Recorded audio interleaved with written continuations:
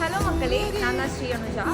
எல்லாருக்கும் ஒரு first company அப்படின்னா எவ்வளோ எமோஷ்னலாக கனெக்ட் ஆகிருக்கும். அதே மாதிரி தான் ஸ்டூடெண்ட் லைஃப்லேருந்து ஒரு கார்ப்பரேட் லைஃப் வரப்போ நிறைய அன்ஃபர்கெட்டபிள் மெமரிஸ் இருந்துச்சு. நான் ஒர்க் பண்ணுற கம்பெனி பேர் பவன் சைபர் டெக். 2 இயர்ஸ் தான் இங்கே தான் ஒர்க் பண்ணிட்டு இருக்கேன். இப்போ Pavan cyber tech PCT 25 years of excellence கொண்டாடுறாங்க. இது ஸ்டார்ட் பண்ணி 25 இயர்ஸ் ஆகிடுச்சு.